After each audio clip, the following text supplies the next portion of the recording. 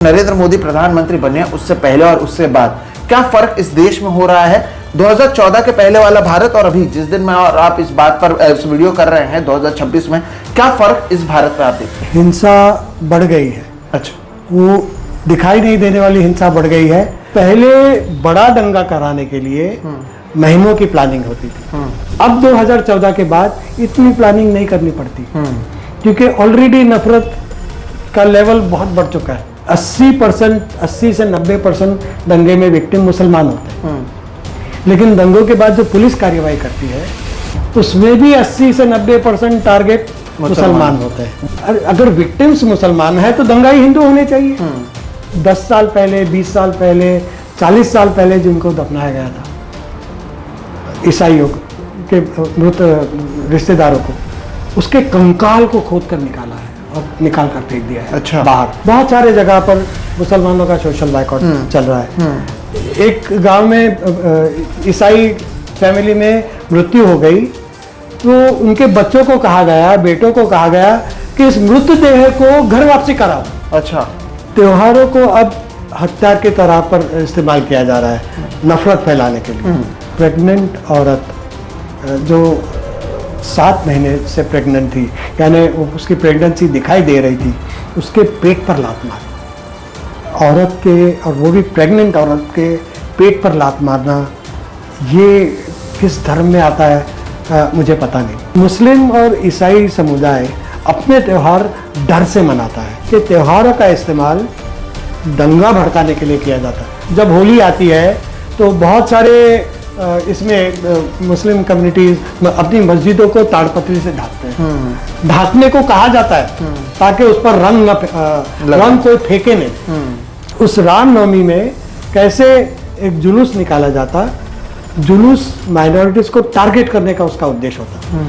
तो हमारे प्रधानमंत्री ने ये भी कहा था कि हिंदू स्त्रियों का मंगलसूत्र छीनकर मुसलमानों में बांटेगी, या आपकी गाय छीनकर मुसलमानों में बांटेगी। हमारे अमित शाह और प्रधानमंत्री या हेमंत बिश्वा शर्मा ओपनली कहते हैं कि मियाँ को परेशान करो, उनको कम पैसे दो, उनसे जब चीज़ खरीदो तो कम पैसे रख के जाओ। अपनी गलती या अपनी नाकामियों को मुसलमानों पर डालना या फिर अल्पसंख्यक पर डालना, इसे आप किस तरह से देखते हैं, स्पेशली क्योंकि आपने इस पर रिपोर्ट की है? आप संविधान के खिलाफ काम करोगे, संविधान के भावनाओं के खिलाफ काम करोगे, संविधान के स्वप्न का जो भारत है उसके खिलाफ लगातार काम करते रहोगे, तो जो हाल पाकिस्तान का हुआ वो भारत का ना हो।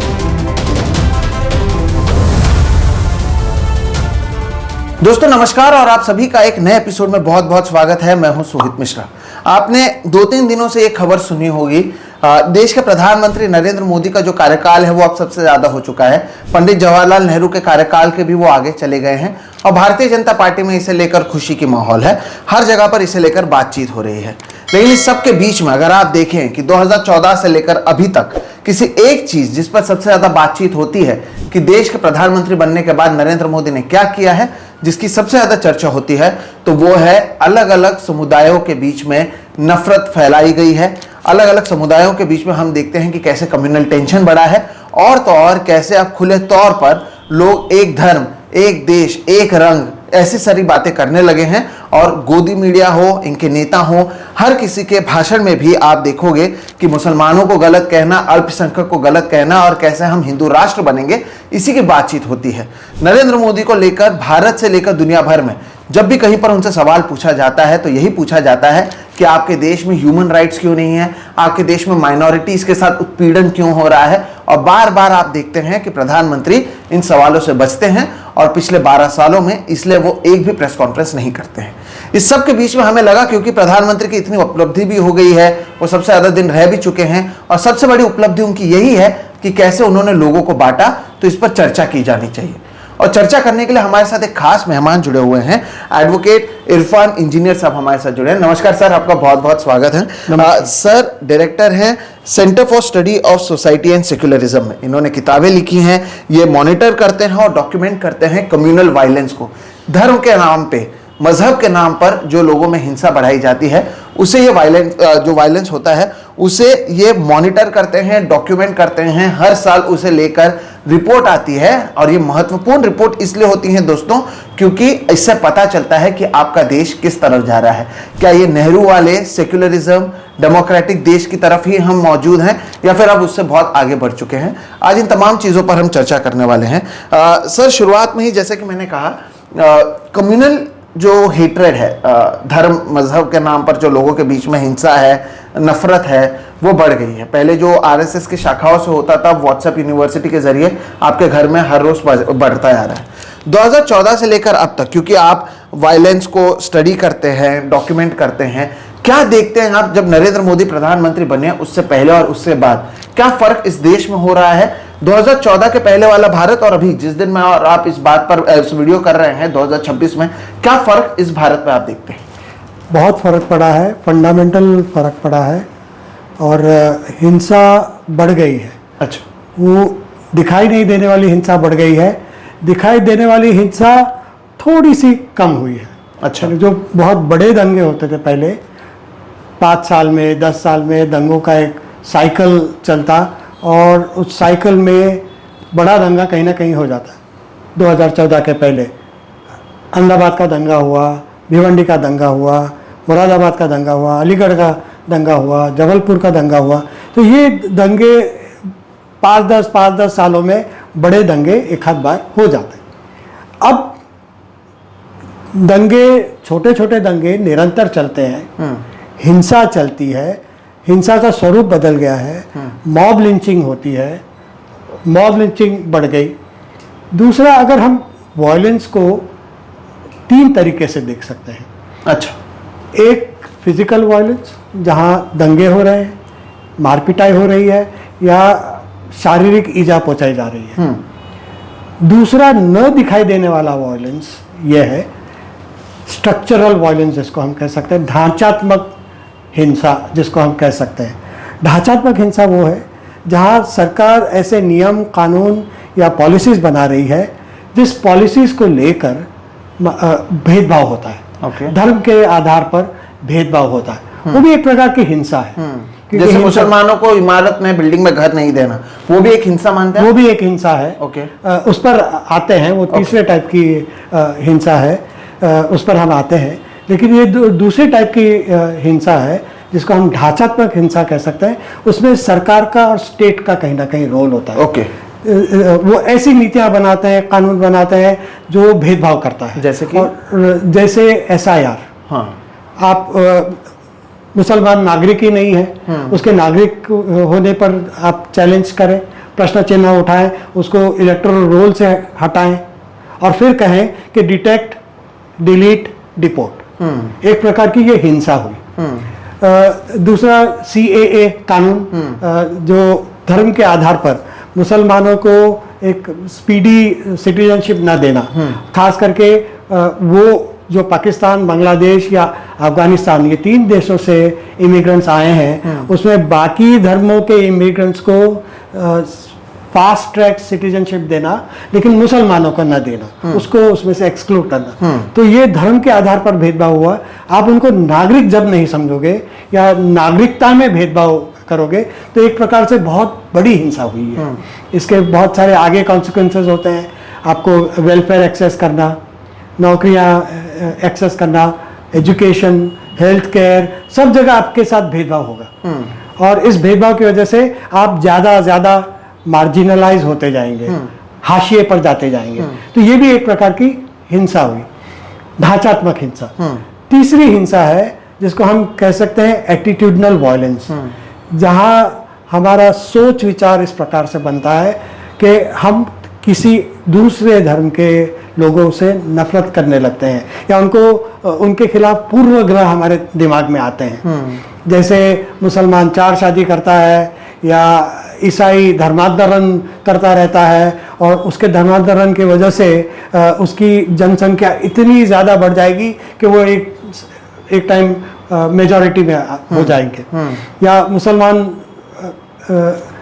आतंकवादी है, या ये इस देश का कानून नहीं मानता, या वो पाकिस्तानी है, या इतिहास में उसने भारत पर और हिंदुओं पर हमला किया, हमला करके हिंदुओं की मंदिरें तोड़े और वो तोड़कर वहाँ मस्जिदें बनाई। तो आप एक ऐसा एटीट्यूड, ऐसी सोच उसके अंदर डालना चाहते हैं लोगों के अंदर कि आप एक समुदाय से नफरत करने लगो, धर्म के आधार पर नफरत करने लगो। और जब आप ऐसे प्रेजुडिसेस, ऐसे पूर्वग्रह आपके दिमाग में रहते हैं तो वो शारीरिक हिंसा में तब्दील होना ही होना है। तो ये 3 प्रकार की हिंसा हमें दिखाई देती है।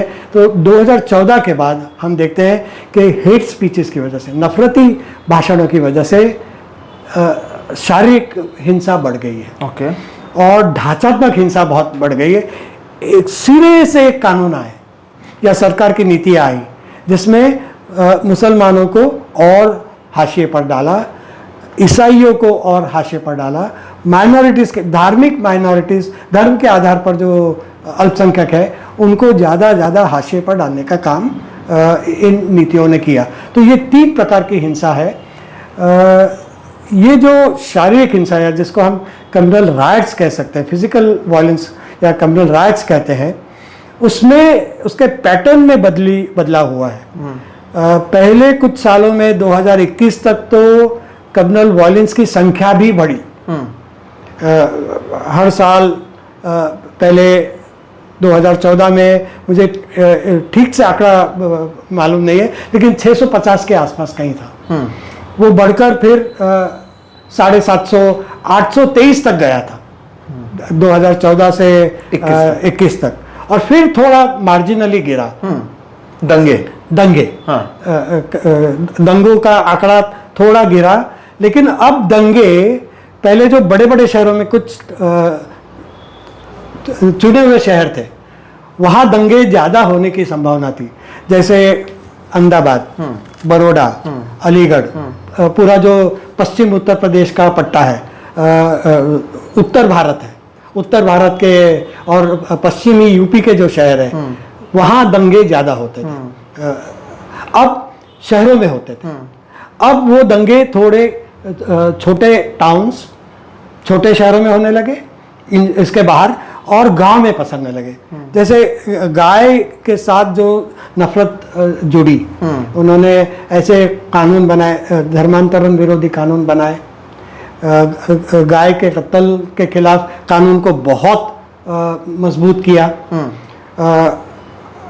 बहुत दिलचस्प है, उसकी अगर हम चर्चा करेंगे बाद में करेंगे तो बहुत दिलचस्प है। लेकिन जैसे जब ऐसे कानून बनते गए वैसे ही ये हिंसा गांव में गई, शहरों से गांव में गई। तो अब गांव में भी ये गाय के नाम पर हिंसा होती है, मॉब लिंचिंग होती है। दूसरा हम अगर देखें फर्क, हिंसा में अगर फर्क देखें तो पहले बड़ा दंगा कराने के लिए महीनों की प्लानिंग होती थी।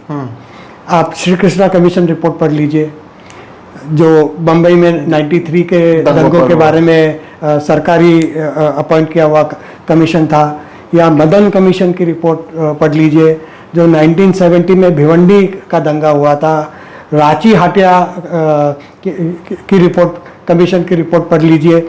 अब ये सारे कमीशन की रिपोर्ट जब पढ़ते हैं तो तथ्यों के आधार पर, एविडेंस के आधार पर ये कमीशन, 31 ऐसे कमीशन हुए। ज़्यादातर ये कमीशन पॉइंट आउट करते हैं कि ये दंगे स्पॉन्टेनियस नहीं थे, और ये सारे 2014 के पहले के दंगों के कमीशन है कि दंगे स्पॉन्टेनियस नहीं होते, उत्स्फूर्त नहीं होते। दंगे प्लानिंग किए जाते हैं, और महीनों की प्लानिंग में है कि आपको असला जमा करना है जो दंगे में इस्तेमाल होगा, पेट्रोल है या हथियार है जिससे आप वार करोगे, वो असला जमा करना है। दूसरा प्लानिंग का एक ये होता था कि मुस्लिम मोहल्ले, मेजॉरिटी मोहल्ले कौन से हैं वो तो पता होता है, लेकिन उसमें हिंदू घर जिसको आपको एक्सक्लूड करना है हिंसा के वक्त, उसको निशानदेही करना। जैसे ये जो 2002 का गुजरात का दंगा हुआ, उसमें बहुत सारे घरों पर लिखा हुआ था कुछ टाइम पहले, जय श्री राम, आ घर रामनु छे, ये घर राम का है, राम भक्तों का है। ऐसा हिंदू घरों पर लिखा हुआ था। एक तरीके से निशानदेही हो गई कि जब दंगे होंगे तो दंगों में किसको टारगेट करना है और किसको छोड़ना है। तो ये प्लानिंग का एक भाग, ये प्लानिंग के लिए वो इलेक्टोरल रोल्स लेकर घूमते, राशन कार्ड वेरीफाई कर रहे हैं, इसके नाम पर घर घर जाकर वेरीफाई करते कि जिसके नाम पर घर है वही है या किसी ट्रांसफर हो गया है या कोई भाड़ोतरी वहां रह रहा है। यानी इतनी प्लानिंग करते थे। इतनी प्लानिंग 2-3 महीने से चलती, तब जाकर कहीं बड़ा दंगा होता और फिर अफवाह फैलाना है। किसी एक मुद्दे पर आपको भावनाएं भड़कानी है, निरंतर भावनाएं भड़काते रहना है। जैसे 92-93 का जो बम्बई का दंगा हुआ, उस दंगे में राधाबाई चाल जली, उसको मुसलमानों ने जलाया और नफरत के तहत हिंदुओं को मारने के लिए राधाबाई चाल जली। एक्चुअली राधाबाई चाल जोगेश्वरी में थी नहीं, वो गांधी चाल थी। वो चाल जली थी, उसमें हिंदू मरे थे, लेकिन ये मुसलमानों ने जलाई, इसका कोई एविडेंस नहीं है। और ये नफरत के चलते चलाई, हिंदुओं को टारगेट करने के लिए, क्योंकि वो हिंदू है, टारगेट करने के लिए जलाई, इसका भी कोई एविडेंस नहीं है। लेकिन महाआरती करके महीने भर तक महाआरती करके भड़कीले भाषण, और वहाँ राधाबाई चाल जली, राधाबाई चाल जली, राधाबाई चाल जली, उसमें फिर मीडिया मोबिलाइज करता है, दिनों तक मीडिया ऐसे न्यूज़ देता रहता है, भावनाएं भड़काता है और फिर एक अफवाह फैलाता है और फैलाकर दंगा होता है। तो महीनों की प्लानिंग होती। अब 2014 के बाद इतनी प्लानिंग नहीं करनी पड़ती, क्योंकि ऑलरेडी नफरत का लेवल बहुत बढ़ चुका है, नफरत का लेवल बहुत बढ़ चुका है। और दूसरी महत्व की बात यह है कि राज्य व्यवस्था दंगाइयों के साथ होती है, खास करके जो मेजॉरिटी कम्युनिटी के दंगाई है उसके साथ होती है, पुलिस और पूरी राज्य व्यवस्था। यानी सरकार दंगा को एक तरीके से और आगे ले जाती है, और आगे ले जाती है। Okay. पहले जो दंगाई घर तोड़ने का काम करते हैं, जैसे 2002 गुजरात में गैस सिलेंडर्स ब्लास्ट करके बहुत सारे घरों को जलाया गया। कि दंगाई घर के अंदर जाते, गैस सिलेंडर ब्लास्ट करते, अंदर अगर सिलेंडर हो तो, वरना उनके पास भी गैस सिलेंडर और ऐसा असला था जिससे घरों को जलाया जा सकता था। अब दंगाई जो घर तोड़ने का काम करते, अब वो बुलडोजर कर रही है वो काम। तो दंगाइयों को खाली दंगा भड़काना है और भाग जाना है, उसके लिए उनको असला जमा नहीं करना है, रूमर्स नहीं फैलाना है, मुस्लिम घरों को टारगेट नहीं करना है, उनको मुस्लिम कम्युनिटी को टारगेट करके भाग जाना है। वो एक बार चले गए, फिर बाकी काम राज्य व्यवस्था करती है।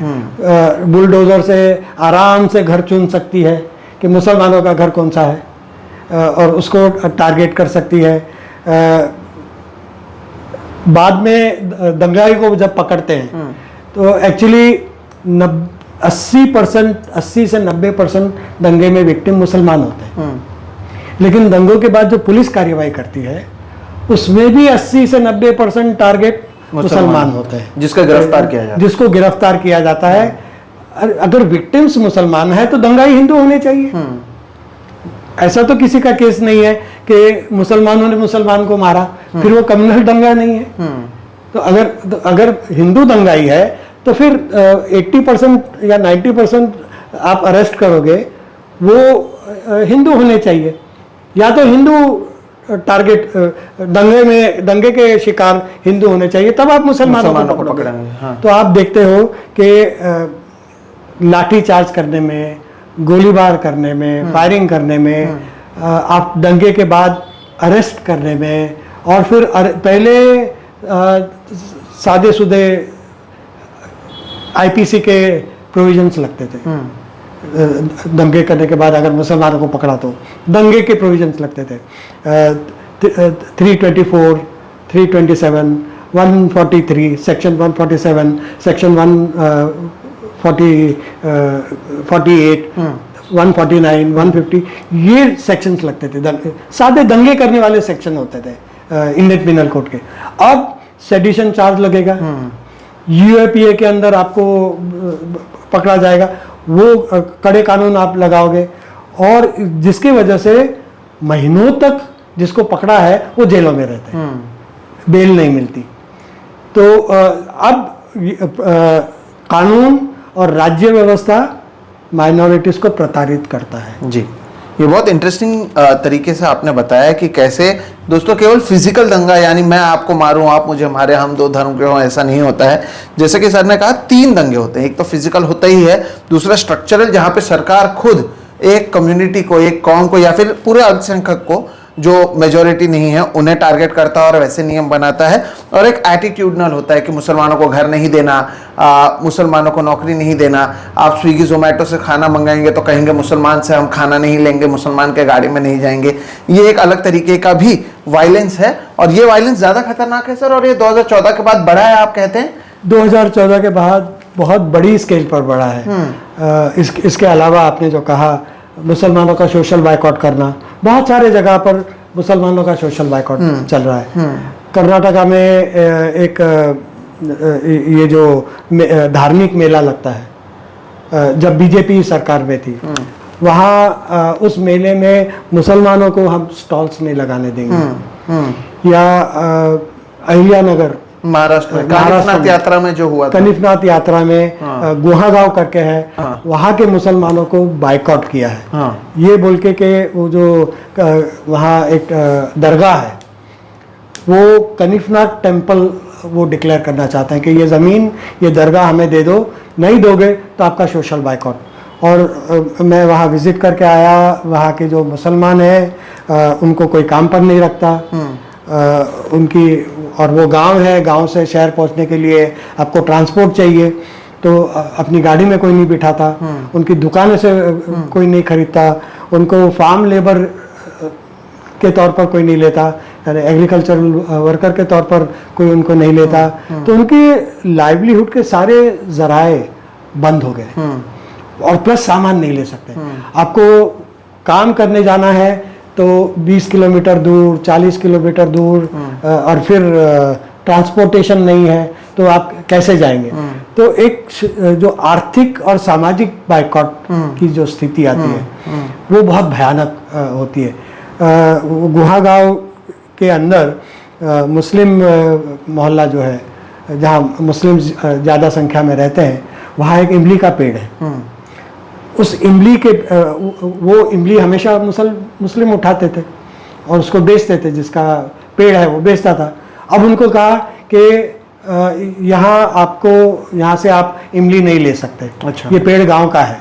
अच्छा। तो आप अलग अलग तरीके से उनको प्रताड़ित करते हैं, अलग अलग तरीके से उनको प्रताड़ित करते हैं। यही गुहागांव में मैं भी गया था जब, तो वहाँ पर जो स्कूल है, क्योंकि मैंने देखा भी, वो जो दरगाह था उसे मंदिर बनाया गया, झंडे लगाए गए, अंदर मूर्तियाँ रखी गई हैं, शुक्रवार को नमाज पढ़ने भी दिया जाता है, लेकिन फिर बाकी दिन जोर जोर से आरती की जाती है।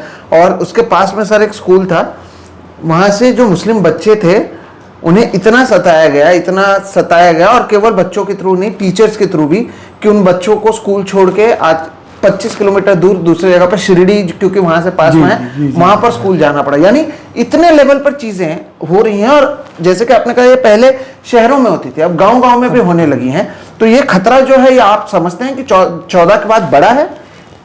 14 के बाद शुरू हुआ है ये। अच्छा। जो सोशल बाइकआउट का चक्कर है, ये इसके इंसिडेंट्स पहले नहीं मिलते थे।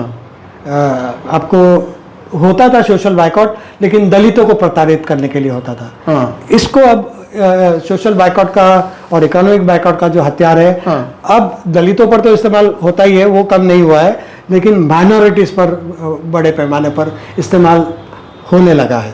2014 के बाद ये होने लगा है। पूना के पास भी एक गांव है, जिस गांव में मुसलमानों को सोशल बाइकआउट किया है। छत्तीसगढ़ के बहुत सारे, आप बस्तर एरिया में जाएंगे वहाँ के, तो वहाँ आदिवासी जो ईसाई है, उन ईसाइयों को बहुत प्रताड़ित किया जा रहा है। उनका भी सोशल बाइकआउट किया जा रहा है। उनको काम नहीं, गांव में काम नहीं, गांव का पानी नहीं। आदिवासी यानी जंगल के प्रोडक्ट्स पर वो जीवित रहते हैं, तो जंगल को एक्सेस नहीं, फ्यूल लकड़ी नहीं। या तो आप ईसाई धर्म छोड़ दो जिसको वो घर वापसी कहते हैं। वो घर वापसी होती नहीं है, लेकिन उसको वो घर वापसी कहते हैं। या तो आप घर वापसी करो, वरना आपको इस गांव में कोई अधिकार नहीं होगा। और वहाँ एक और आदिवासी पंचायत के लिए पेसा एक्ट है, पंचायत एक्सटेंशन एक्ट, ऐसा पेसा एक्ट है। पेसा एक्ट में उस गांव को कुछ ज़्यादा अधिकार मिले हैं, वहाँ की पंचायत को कुछ ज़्यादा अधिकार मिले हैं, ताकि वो आदिवासी संस्कृति को बचा कर रखे। अब ये बस्तर के गांव में नारायणपुर, कुंदा गांव, ये जो ज़िले हैं जो पहले बस्तर में थे और अब छत्तीसगढ़, साउथ छत्तीसगढ़ के ज़िले हैं, वहाँ गांव में आपके अगर ईसाई परिवार से किसी की डेथ होती है तो उसको अपने गांव में दफनाने नहीं दिया जाता। जमीन नहीं देते वो, जमीन नहीं, उनकी खुद की जमीन में भी नहीं दफना सकते।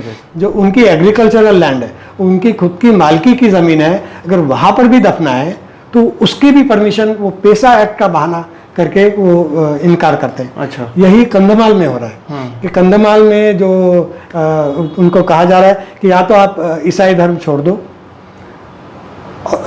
या फिर आपको आपके परिवार से अगर कोई मरेगा तो आपको, और लाशों पर बात करनी पड़ती है, मृत देह पर बात करनी पड़ती है। वो बहुत आदमी के लिए बहुत दुखदाई समय होता है। ऐसे समय में अगर कोई कह रहा है कि आप घर वापसी करो, या तो 50 किलोमीटर दूर ईसाई कब्रिस्तान में दफनाने के लिए ले जाओ, पेसा कानून में कहीं कोई ऐसी बात नहीं है जिसके तहत वो उसको रिफ्यूज़ कर सकते हैं। दुख की बात यह है कि कोर्ट्स ने अब तक कोई रिलीफ नहीं दी है, किसी इंस्टीट्यूशंस ने कोई रिलीफ नहीं दी है इसको लेकर। ऐसा भी हुआ है कंधमाल में कुछ केसेस में, जिसकी फैक्ट फाइंडिंग रिपोर्ट मौजूद है, स्पेसिफिक मौजूद है, कि जो 10 साल पहले, 20 साल पहले, 40 साल पहले जिनको दफनाया गया था, ईसाइयों के मृत रिश्तेदारों को, उसके कंकाल को खोद कर निकाला है और निकाल कर फेंक दिया है। अच्छा, बाहर कि ये ईसाई ये है। तो इंटरेस्टिंग बात तो ये हुई कंधमाल में कि एक गांव में ईसाई फैमिली में मृत्यु हो गई, तो उनके बच्चों को कहा गया, बेटों को कहा गया कि इस मृतदेह को घर वापसी कराओ। अच्छा, मृतदेह को घर वापसी, धर्म इंसान के लिए होता है, बॉडी के लिए नहीं होता है। लेकिन उसकी घर वापसी कराई गई और फिर उसको दफनाने दिया गया, क्योंकि 40 किलोमीटर 50 किलोमीटर दूर ले जाने के लिए उनके पास कोई संसाधन नहीं होते। आपने उड़ीसा का केस देखा होगा कि एक साइकिल पर एक मृतदेह को अपने कंधे पर ले जा रहा है, कंधे पर डालकर साइकिल पर ले जा रहा है या कंधे पर ले जा रहा है, इस तरीके से, क्योंकि साधन नहीं होते। तो आप इतनी परेशानी में होते हो कि उन्होंने मृतदेह की घर वापसी की। ये 2014 के पहले कभी नहीं होता था। 2014 के पहले मुझे तो आज भी आश्चर्य लगता है कि लोकतांत्रिक भारत में ऐसा कुछ हो सकता है, और ऐसा हो रहा है। इसको मीडिया लोकली कवर करता है, इसको नेशनल लेवल पर कवर नहीं करता है। हालांकि ये नेशनल लेवल की न्यूज़ है, सही बात है, पर कोई कवर नहीं करता। बिल्कुल। और ये बहुत महत्वपूर्ण बात सर आपने यहाँ पर कही है। और एक बात ये भी है कि जब भी हम अल्पसंख्यक समाज की बात करते हैं, क्योंकि मुस्लिम समाज सबसे बड़ा अल्पसंख्यक समाज है, तो उनकी बात होती है, ईसाई समाज की इतनी बात नहीं होती है। आपने ये भी बताया कि कैसे हर जगह पर प्रेशर, यानी जो मेजॉरिटी यानी हिंदू धर्म से संबंध नहीं रहता है, तो हर धर्म में प्रेशर बनाने की कोशिश की, या तो आप वापस आ जाओ या आप कितने खराब हो, उसे लेकर माहौल बनाया जाता है। सर आपने कानिफ नाथ की बात की, 2014 के बाद क्या आपको लगता है, क्योंकि आप लगातार इसके ऊपर डॉक्यूमेंट करते आए हैं कि कैसे कम्युनल वायलेंस बढ़ रहा है, त्योहारों का इस्तेमाल किया जाता है नफरत फैलाने के लिए। मैं उदाहरण देता हूँ, अभी यही आप भी मुंबई से, मैं भी मुंबई से हूँ, हमने कवर भी किया था, आप भी शायद गए थे, मीरा रोड में सुअर बनाम बकरी कर दिया कि एक सोसाइटी में बकरी थी तो हम वहां पर सुअर ले जाएंगे, फिर बकरियों को निकाला।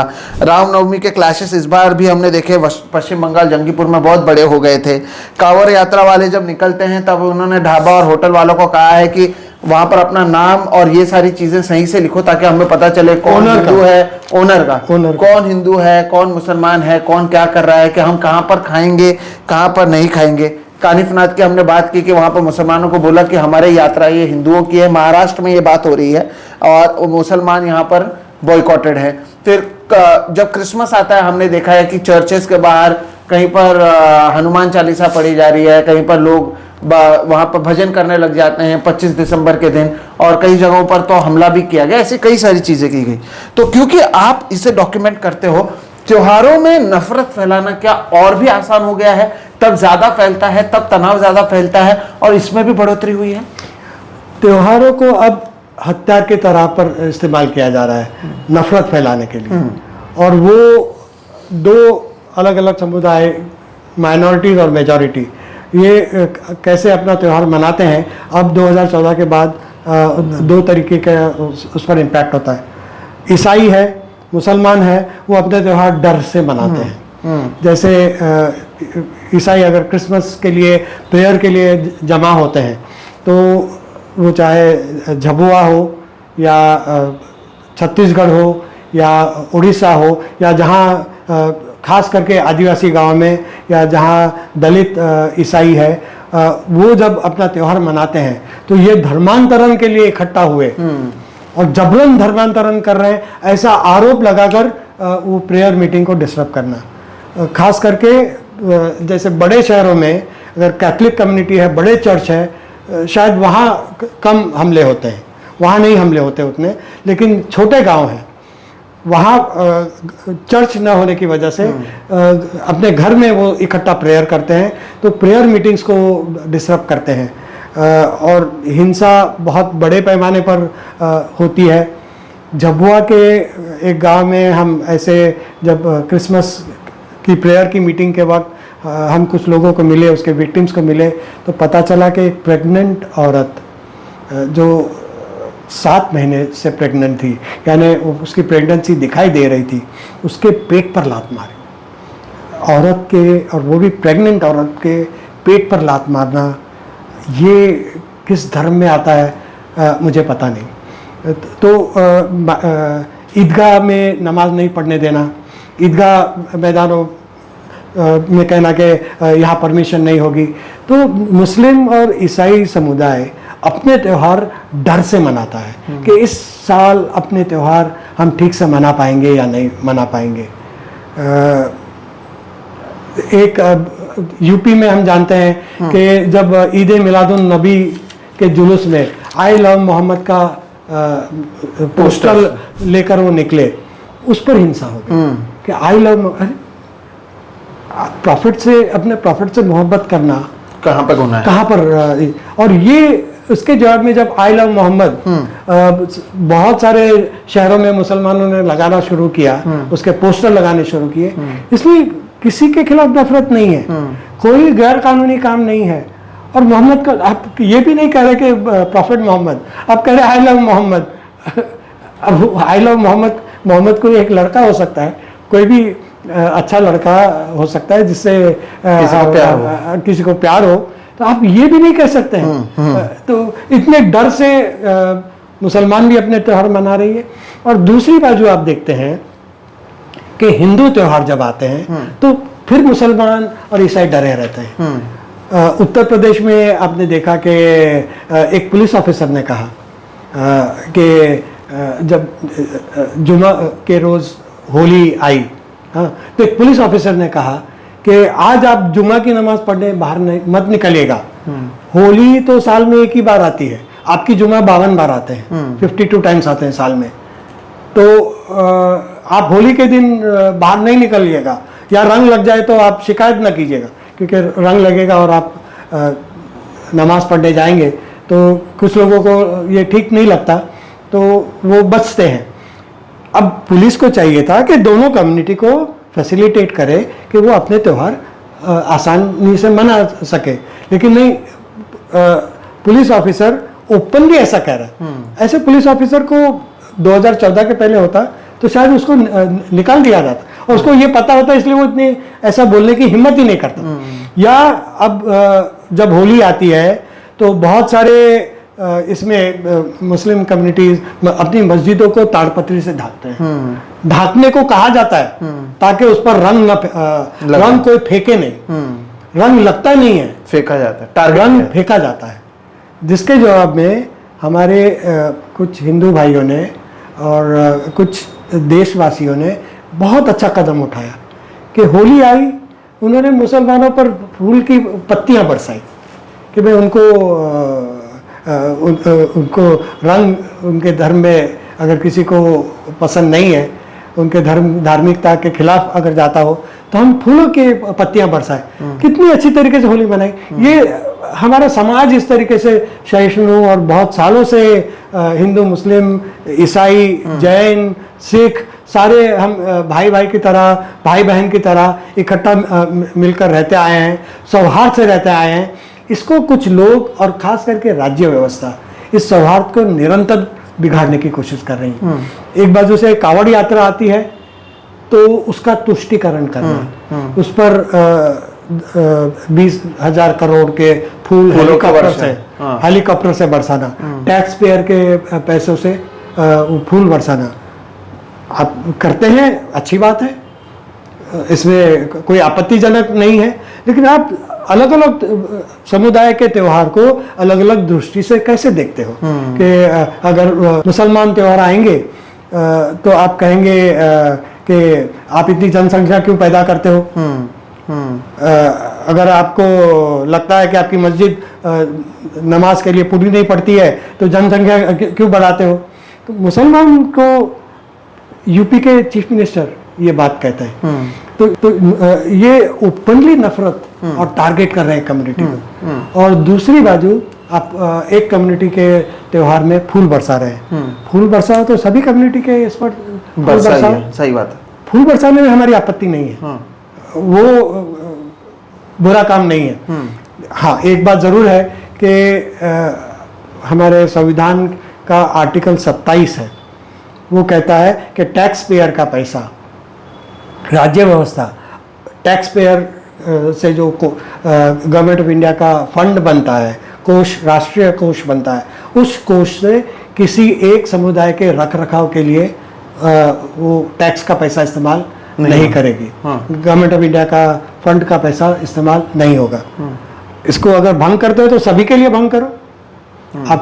आपका नारा है सबका साथ, सबका विकास, सबका विश्वास और सबका प्रयास, लेकिन प्रैक्टिस में सब उल्टा है। प्रैक्टिस में हमको सारा सब कुछ उल्टा दिख रहा है। तो ये भेदभाव त्योहारों में ये हमें दिखता है कि त्योहारों का इस्तेमाल दंगा भड़काने के लिए किया जाता है। और एक मैं बात जोड़ना चाहूँगा इसके कि 22-23 में हमारे centre for study of society and secularism की तरफ से हम लोग फैक्ट फाइंडिंग करने गए कि 22 और 23 में रामनवमी पर दंगे जो हुए उसकी तहकीकात करने गए। तो 12 ऐसे दंगे हुए और उस दंगों की स्टडी करके हम लोगों ने एक किताब बाहर निकाली, वेपनाइजेशन ऑफ हिंदू फेस्टिवल्स, कि उस रामनवमी में कैसे एक जुलूस निकाला जाता, जुलूस माइनॉरिटीज़ को टारगेट करने का उसका उद्देश्य होता। और ये जो 12 जगह हम लोग गए और जिसका स्टडी हमने किया, वहाँ हमें ये मिला कि 2 प्रकार के जुलूस निकलते हैं। एक जो ट्रेडिशनल जुलूस होता है रामनवमी का, जो बहुत सालों से निकलता आ रहा है, वो शांति से गुजर जाता। सभी इन 12 ही शहरों में वो शांति से गुजर गया। वो जुलूस उसका जो ट्रेडिशनल रूट था अपने रूट से निकला, मुसलमानों ने उसका स्वागत किया। उस जुलूस का कभी नारियल से करते हैं, कभी चाय पानी देकर करते हैं, कभी शरबत देकर करते हैं, वगैरह वगैरह। तो वो शांति से गुजर गया, वो धार्मिक जुलूस था। और धार्मिकता से, धार्मिक भावना से वो जुलूस निकाला गया था। वो दंगा भड़काने के लिए या राजनीतिक कारणों से नहीं निकाला गया था। उसके बाद दूसरा जुलूस निकलता, खरगोन है, कोडरमा है, बहुत सारे ऐसे शहर है जहाँ दंगे हुए। वो दूसरा जो जुलूस निकला वो राजनीतिक ऑर्गेनाइजेशंस ने निकाला, हिंदुत्ववादी ऑर्गेनाइजेशन जो एक पॉलिटिकल विचारधारा है, उस विचारधारा से निकाला कि वो हिंदू पहचान बनाना चाहती है, हिंदू पहचान का प्रभुत्व समाज पर करना चाहती है। वो जुलूस सारे नियमों को तोड़ के, लाइसेंस कंडीशन, जुलूस निकालने के लिए आपको पुलिस से परमिशन लेनी पड़ती है, लाइसेंस लेना पड़ता है, पुलिस कंडीशनल लाइसेंस देती है, उसका रूट तय होता है, उसका टाइम तय होता है कि कब से कब तक कितने समय में आप निकालोगे, कहाँ से कितने बजे गुजरोगे, क्या नारे दिए जाएंगे वगैरह, ये तय होता है।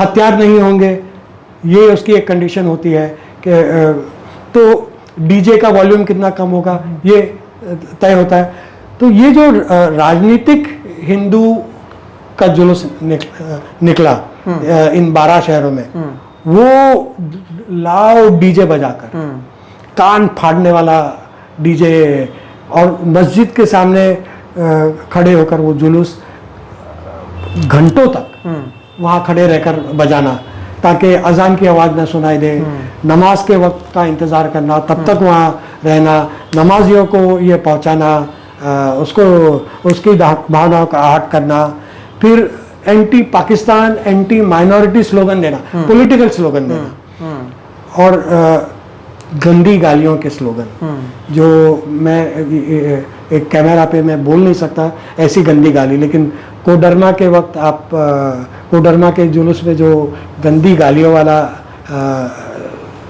निकला जुलूस, उसमें वो गंदी गाली देकर नौजवान नाच रहे हैं, गाली देते हुए, उसका वीडियो, और नए युवा बच्चे हैं, युवा बच्चे, और किसी ने इसका इनकार नहीं किया कि ये वीडियो गलत है, या ये ऐसा हुआ नहीं था। न राज्य व्यवस्था ने, न उस जुलूस के ऑर्गेनाइजर्स ने, वो तो बैच लेकर घूमते हैं कि अब हमारी शक्ति इतनी बढ़ गई है कि हम मन में आए हैं वो बोल सकते हैं, हमारी भड़ास निकाल सकते हैं। तो ऐसे राजनीतिक स्लोगन देते हुए जुलूस, हथियार लेकर जुलूस निकलते हैं।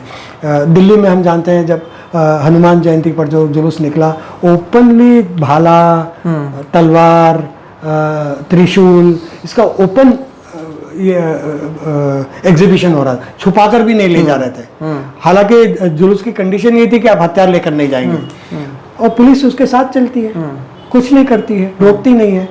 और माइनॉरिटी एरिया से निकल, आप जो तय रूट है उसको बदल कर माइनॉरिटी एरिया से निकलते हैं, और फिर माइनॉरिटी एरिया से निकलकर आप जोर जोर से डीजे बजाओगे, घंटों तक डीजे बजाओगे, गंदे नारे दोगे, तो कोई ना कोई पत्थर फेंकेगा। बस पत्थर फेंका और दंगा शुरू, यानी उकसाने के लिए ये जुलूस निकाले। तो हमें सचमुच सोचना पड़ेगा, सभी को सोचना पड़ेगा कि हमारे धार्मिक त्योहार धार्मिकता के लिए है, या राजनीति के लिए है, या नफरत फैलाने के लिए है, या सांप्रदायिक भावनाएं भड़काने के लिए है, या एक कम्युनिटी को टारगेट करने के लिए है। ये धर्म क्या इस तरीके से हमारे भगवान, हमारे खुदा, हमारे गॉड राजी होंगे कि इसको त्योहार मनाने के लिए कहा जाएगा? लेकिन आप जैसे कह रहे हैं कि ये सारी चीजें सरकार को भी पता होती है, प्रशासन को भी पता होता है, और आपने जो वायलेंस में बात कही, फिजिकल के बाद जो दूसरा बड़ा आपने कहा स्ट्रक्चरल वायलेंस, ये उसी का एक हिस्सा मैं मानता हूं कि सबको सब कुछ पता है क्या होगा, फिर भी किया जाता है।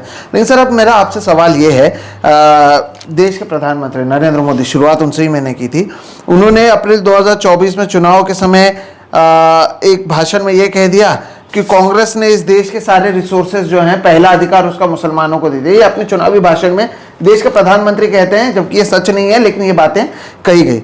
दिसंबर 2019 में उन्होंने कहा था कि जो लोग दंगा कर रहे हैं उन्हें उनके कपड़ों से पहचाना जा सकता है। 2017 फरवरी में उत्तर प्रदेश में चुनाव थे, तो उन्होंने शमशान बनाम कब्रिस्तान का मुद्दा उन्होंने लाया था। 2024 में अभी जो कांग्रेस का मैनिफेस्टो आया था, उन्होंने कहा था ये कांग्रेस का जो मैनिफेस्टो, ये मुस्लिम लीग का मैनिफेस्टो लगता है।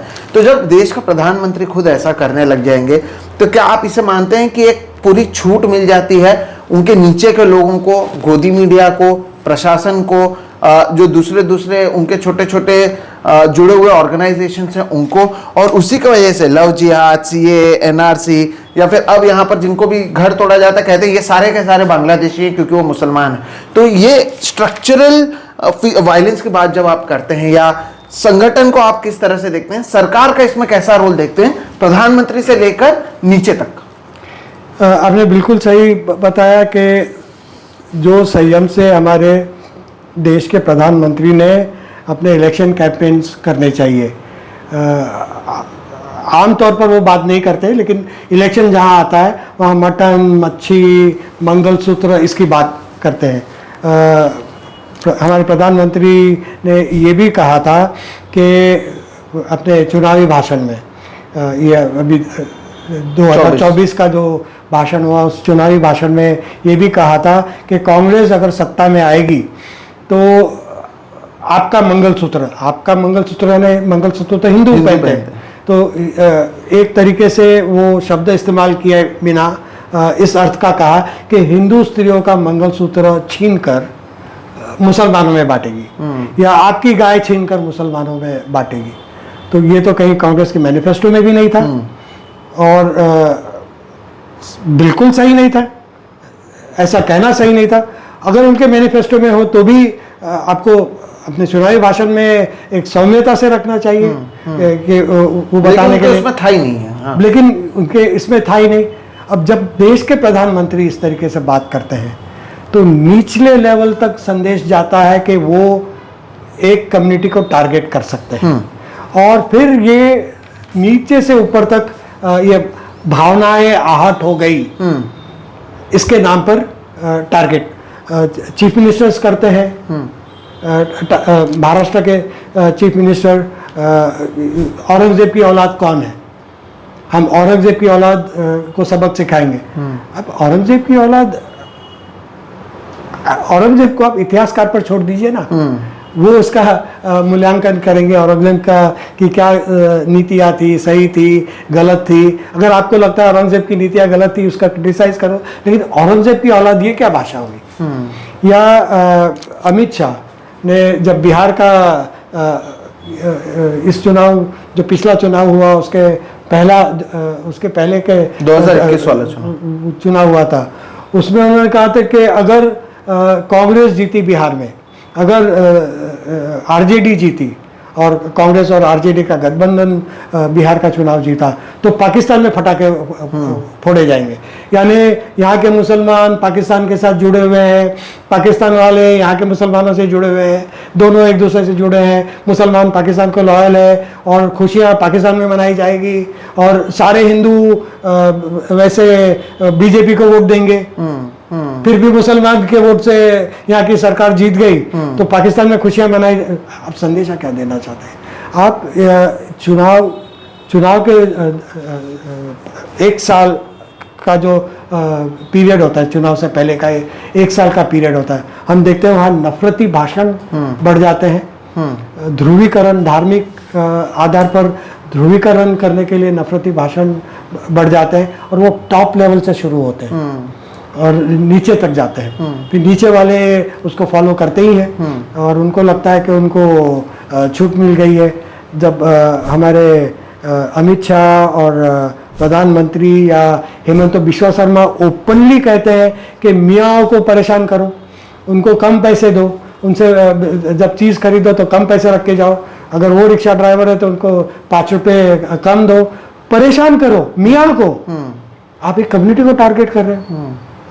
सोशल बायकॉट का कॉल या टोपी वाले मुसलमान दिखते हुए उसको गोली मारते हुए वीडियो बना रहे हैं। तो आप क्या संदेशा दे रहे हैं?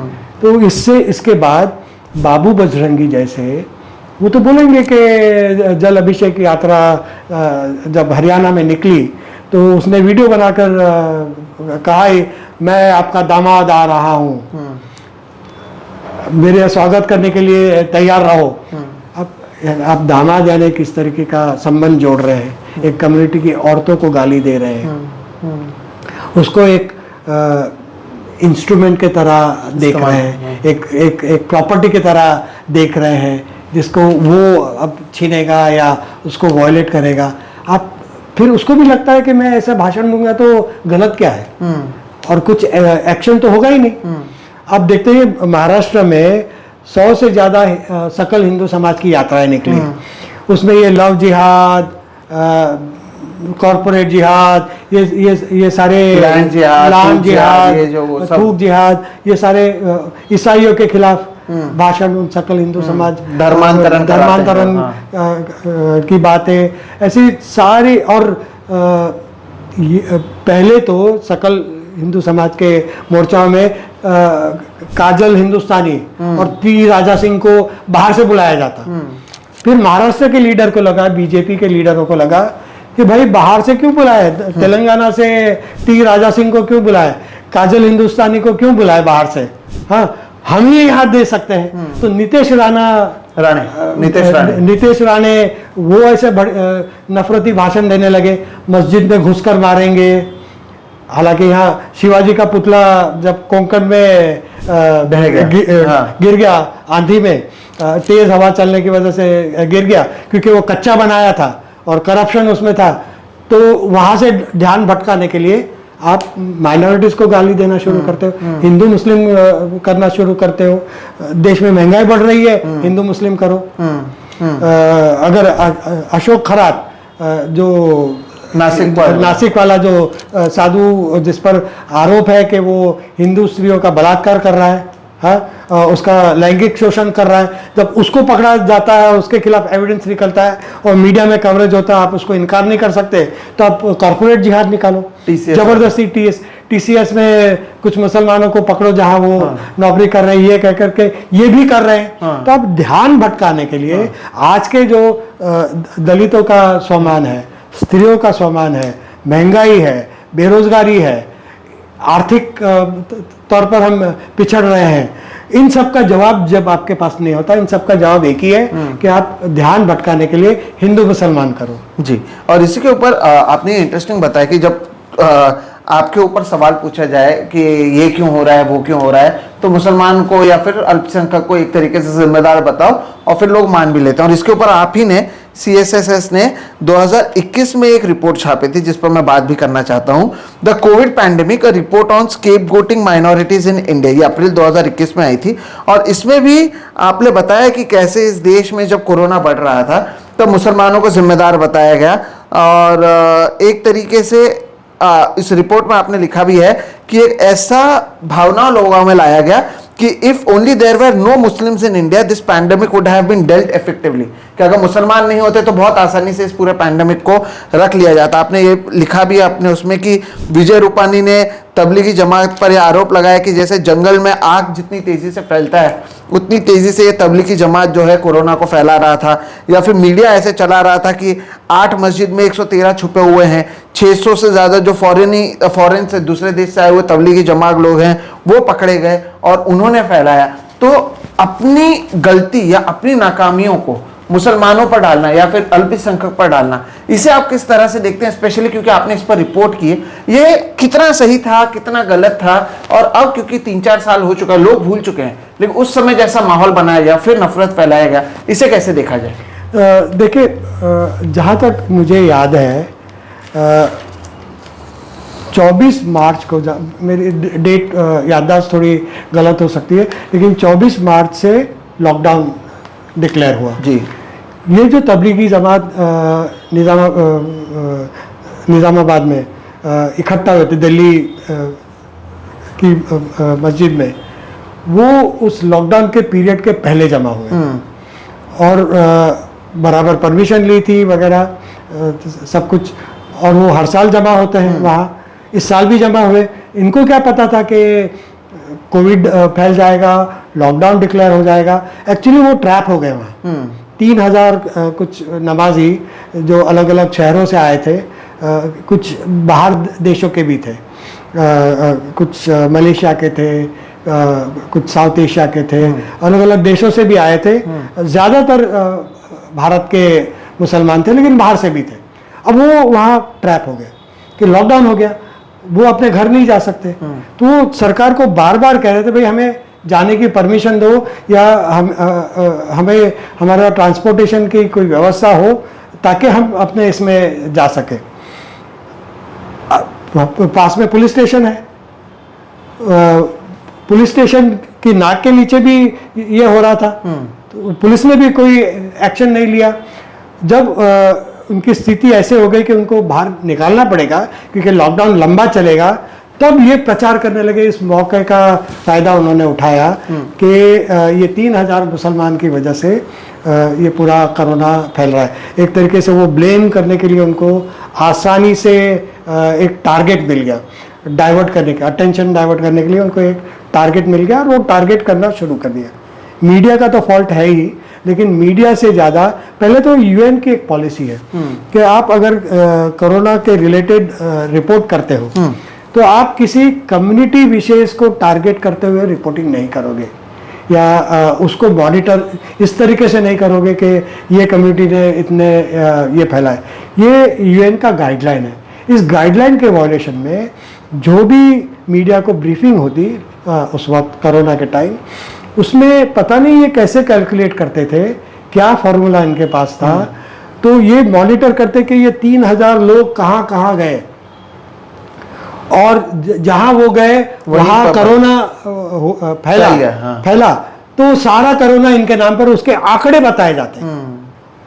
ये यूएन के गाइडलाइंस के खिलाफ था, नीति के खिलाफ था और फर्जी, सेक्युलरिज्म के खिलाफ था और फर्जी था। फर्जी था। इन पर जब केस हुए कि आपने कोरोना फैलाया तो सारे के सारे छूट गए और सभी हाई कोर्टों ने, जिस जिस स्टेट में इन पर केस हुए, सभी हाई कोर्टों ने उनको बेगुनाह छोड़ दिया है। उनके चार्जशीट को ही क्वॉश कर दिया कि इसमें कोई गलती नहीं है। उनके पास कोई ऑप्शन नहीं था। वो जैसे कोरोना फैलाने के इंटेंशन से वो जमा हुए थे। जब जमा हुए थे तब कोरोना उस तरीके से फैला नहीं था। और उसके पहले मुझे वो सिंगर का नाम याद नहीं है, बीजेपी ने प्रोग्राम किया था जहां बड़े पैमाने पर जमावड़ा हुआ था, बड़े हॉल में, एक सिंगर के प्रोग्राम में, जहां नहीं होना चाहिए था, सोशल डिस्टेंसिंग का काम रखना चाहिए था। उसके बारे में मीडिया चुप, सरकार चुप, सब कुछ चुप। और वहां से कितने वहां उसको मॉनिटर करते, भाई वहां तो और ज्यादा लोग जमा हुए थे कि वहां के लोग कहाँ कहाँ गए और जहाँ जहाँ गए वहाँ कितना कोरोना फैला। और एक बात मैं आपको बताऊंगा, कुंभ मेला में जब कोरोना फैला और गंगा में लाशें बहने लगी और अनगिनत और कुंभ मेला में होने दिया गया। सरकार ने कोरोना के चलते, लॉकडाउन के चलते लोगों को कुछ 10 मिलियन या कितने लोग जमा हुए, मैंने निकाला था 91 लाख लोगों ने 2021 में उत्तराखंड में कुंभ में वो गए थे। तो 9 मिलियन लोग जमा हुए। 9 मिलियन लोग जमा हुए, कोई डिस्टेंसिंग नहीं, एक ही पानी में डुबकी लगा रहे हैं और कंधे से कंधा रगड़ रहे हैं, शरीर से शरीर रगड़ रहे हैं। उससे कोरोना नहीं फैला। उसके पहले भी ये निजामुद्दीन की मस्जिद में 3,000 लोग जमा हुए थे। इसके बाद भी किसी एक हिंदू संत का इंतकाल हुआ, वहाँ लोग जमा हुए थे। ऐसे बहुत सारे मंदिर और त्योहारों में जमा हुए थे। टारगेट खाली मुसलमानों को किया गया और ये अपने भारत में तो किया गया, लेकिन ये जनरल ट्रेंड आपको कोविड का हर देश में मिलता है कि हर देश में लगभग माइनॉरिटीज़ को ब्लेम किया गया। वो चाहे यूनाइटेड स्टेट्स हो जहाँ ब्लैक को ब्लेम किया गया, या जो जो देश थे जहाँ उसकी माइनॉरिटीज़ थी, सरकार अपना ब्लेम अपने पर नहीं लेती थी, अपना आरोप उस देश के माइनॉरिटीज़ पर आसान होता है सर ये करना, और आसान होता है किसी और पर ब्लेम डालकर हाथ उठा लेना, और आपको लगता है कि मेजॉरिटी लोग आपको सपोर्ट करेंगे, सरकार इसलिए करती है। अब आप इस तरीके की प्रेस की ब्रीफिंग करोगे तो सारे अखबारों में आएगा। एक झूठ जब 100 बार रिपीट करोगे, बार बार रिपीट करोगे, अलग अलग माध्यमों से रिपीट करोगे और दिनों तक रिपीट करोगे, तो धीरे धीरे कहीं ना कहीं लग जाता है। तब तो मुसलमानों के कोविड में मुसलमानों पर जो नफरत थी वो उच्चतम सीमा पर थी कि सबको लगता था कि मुसलमान है ही करो कोविड फैलाने के लिए।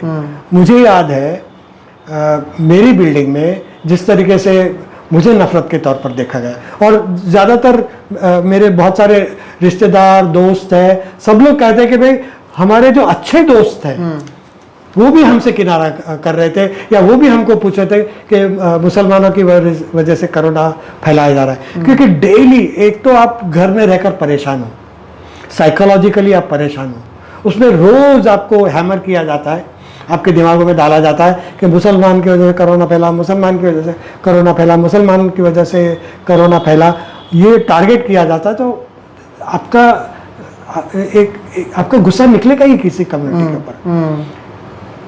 तो लेकिन फिर इसके आगे मैं आपसे, अभी हम क्योंकि इस वीडियो के अंत पर आ रहे हैं, मैं 2-3 उदाहरण के साथ आपको पूछना चाहता हूँ। इससे हो रहा ये है कि जो सेक्युलरिज्म है, या फिर नेहरू, गांधी, अंबेडकर, उस समय जिस तरह से उन्होंने इस देश को बनाया, हम जिस तरह से लोकतांत्रिक देश हुए जहाँ पर हर किसी को एक साथ रहा, हमने पार्टीशन देखा था, लेकिन उसके बावजूद धर्म को एक साथ कैसे आगे लेकर गए, उस पर कितना बड़ा प्रभाव पड़ा कि हम देखते हैं कि 2024 में यही कल्याण में एक बुजुर्ग जो एक मुस्लिम व्यक्ति होते हैं, उन्हें 3 युवा लोग इसलिए पीटते हैं क्योंकि पहले तो उन्हें सीट नहीं मिलती, लेकिन क्योंकि उन्हें की पिटाई करनी है तो यह आरोप लगाया जाता है कि आदमी बीफ लेकर जा रहा था। ऐसा कुछ नहीं मिलता है, लेकिन उन्हें बहुत बुरी तरीके से पीटते हैं। हमने जुलाई 2023 में देखा कि कैसे आरपीएफ का वो एक जवान था चेतन सिंह, उसने 3 मुसलमान पैसेंजर्स को टारगेट करके मारा, और जब एक असिस्टेंट सब इंस्पेक्टर बचाने आया था उसकी भी वो हत्या कर देता है। हमने अभी 2026 में अप्रैल में मीरा रोड में देखा, एक जैब जुबैर अंसारी नाम का जो मुस्लिम युवक था, उसने 2 वॉचमैन सिक्योरिटी गार्ड को इसलिए उसने स्टैब किया क्योंकि उन्हें कलमा पढ़ने नहीं आ रहा था। तो ये जो इतना दिन रात आप केरला स्टोरी के थ्रू, मीडिया के थ्रू, ऐसे मूवीज के through, Kashmir files, Kerala story के थ्रू, एक तो मूवीज के थ्रू, फिर नेताओं के थ्रू, मीडिया के थ्रू, इस तरह से जो नफरत फैलाई जा रही है और ये लोग एक दूसरे को मारने पीटने लग गए हैं, तो इसका भविष्य आप क्या देखते हैं और ये कितना खतरनाक है इस देश के लिए? खतरनाक तो है, बहुत खतरनाक है, क्योंकि ये अगर और ज़्यादा इसका टेम्परेचर बढ़ा, इसकी मात्रा और ज़्यादा बढ़ी, तो अगर बढ़ते गई, निरंकुश बढ़ते गई, तो देश तोड़ेगा। मैं बड़े गर्व से हमेशा कहता हूँ कि एक धर्म के नाम पर पाकिस्तान बना और उसके 2 टुकड़े हुए, लेकिन भारत इतनी धार्मिक विविधताओं के बावजूद, धार्मिक, भाषिक, वांशिक विविधताओं के बावजूद एक देश रहा है। और इस एक देश को एक रखने में नेहरू, अंबेडकर, गांधी, हमारा संविधान जो सबको मज़हब की स्वतंत्रता देता है, धार्मिक स्वतंत्रता देता है, कल्चरल स्वतंत्रता देता है, आज़ादी देता है, डिग्निटी ऑफ लाइफ, समता की बात करता है और मानवीय गरिमा की बात करता है, उसने हम सबको बांध कर रखा है। ये टूट जाएगा कहीं। आप संविधान के खिलाफ काम करोगे, संविधान की भावनाओं के खिलाफ काम करोगे, संविधान के स्वप्न का जो भारत है उसके खिलाफ लगातार काम करते रहोगे, तो जो हाल पाकिस्तान का हुआ वो भारत का ना हो। लेकिन मैं बहुत आशावादी हूँ।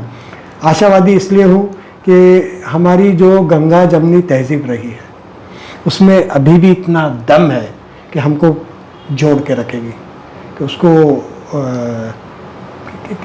किस सीमेंट का, मैं नाम नहीं लेना चाहता था, कि एक सीमेंट का एडवर्टाइजमेंट आता था कि ये जोड़ टूटता क्यों नहीं है। हाँ, ये हमारी जो गंगा जमनी तहजीब और हमारे बीच में जो प्यार मोहब्बत है, उसका वो जो एक सीमेंट इतना जोड़, इतना दम है उस जोड़ में कि अभी नफरतें फैलाने में बहुत बहुत बहुत दूर जाना होगा।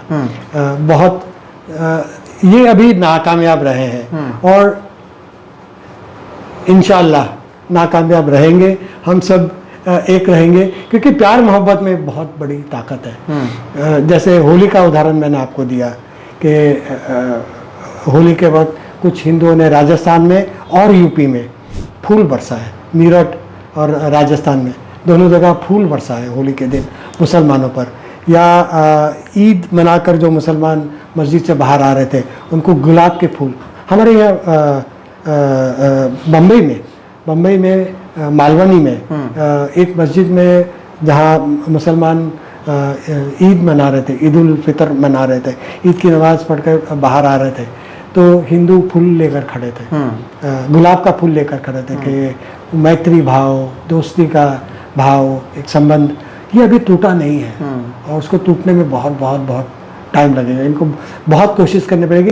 एक अल्पकालीन narrow minded narrow political objectives के लिए आप देश के ताने बाने को खतरे पर, ताव पर लगाते हो, ये बहुत बुरी बात है। लेकिन अभी ताना बाना मजबूत है, लेकिन ये नहीं कह सकते कि अगर हमेशा रहेगा।